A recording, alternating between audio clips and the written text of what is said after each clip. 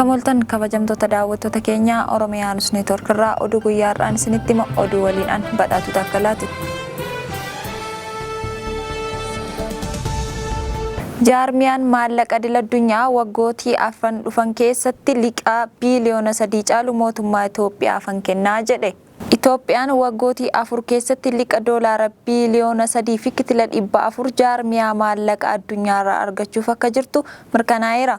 Kana keessaa liqaan doolaara biiliyoona 1 ta'u amma dafee akka kennamuufii fi jaarmichi murteesseera jedhe. Jaarmiyaan maallaqa addunyaa amma liqa kana kennuuf murteessuun isaa biyyoonni liqeessaniif michuuwwan misoomaa akka maallaqa isaanii Itoophiyaaf kennaniif kakaasuu danda'a jedhameetu abdatama. Jaarmichi liqa kana siifan kenna kan jedhe mootummaan Itoophiyaa imaammata sirna gatiin sharafa maallaqa alaa kan gabaa bilisaan murtaa'u haa ta'u jedhu dilbata dheengaddaa ibseen hordofeetudha. Baankii fi jaarmiyaan maallaqa addunyaa waliin liqa doolaara biiliyoona 10 caaluuf mariirra waggootaaf kan ture mootummaan Itoophiyaa qarshii sana yoo argate diinagdee fi daldala biyyaa guddisuuf sirna liqaa irra jiru madaalawaa taasisuuf akkasumas gabaan tasgabbaawaan akka jiraatu gochuuf na gargaara jedha. Gatiin bittaa gurgurtaa maallaqa alaa haala gabaatiin akka murtaa'u taasisuun liqaa argachuuf waan taasifamedha malee jireenya daranuu qaalessee daldala al ergii fi galchii akkaan hir'asis jechuun kan imaammaticha morman dhagahamaa jiru. Kaleessuma gatiin zayitiif daakuu niidoo alaarraa gale irratti gatiin qarshii 30 hanga 400 dabalameera jedhe Itoophiyaa Insider. Tarkaanfiin fudhatame yeroof rakkoo fiduu danda'a malee booda guddina diinagdee waan argamsiisudha jechuun warri tumsanis akkasuma jiru. Sharafni maallaqa alaa gatii gabaa bilisaatiin akka murtaa'u taasisi kan jedhu gaaffii warra liqeessanii yeroo dheeraa turedha.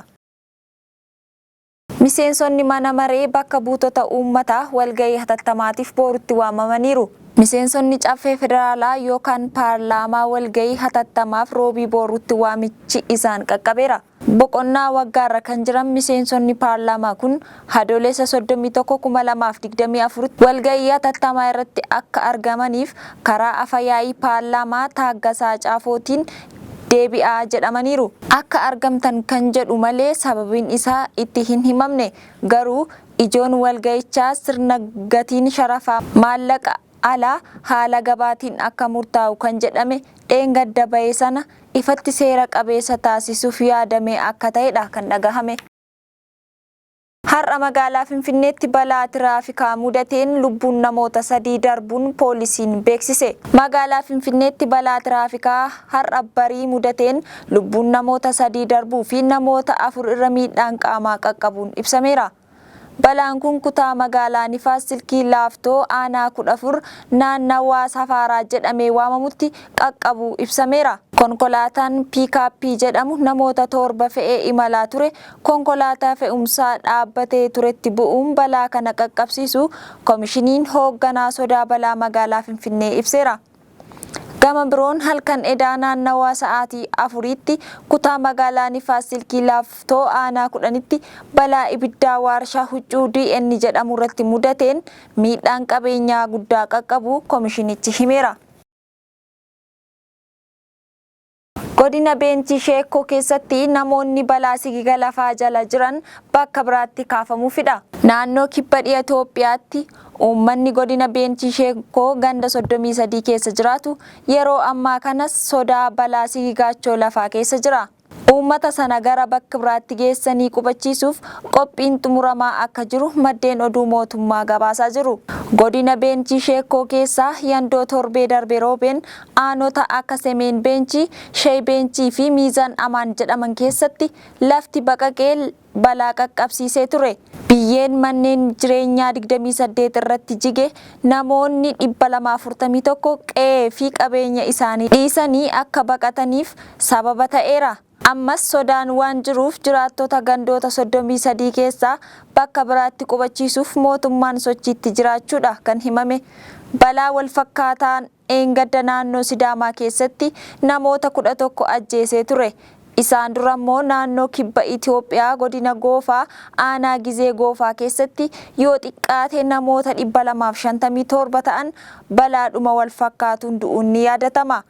Oromiyaa godina Jimmaa aanaa Gumaa keessattis jidduu kana rooba guddaarraa kan ka'e lafti sigigaatee ture. Hindiitti balaa sigiga lafaa mudateen namoonni 56 du'an.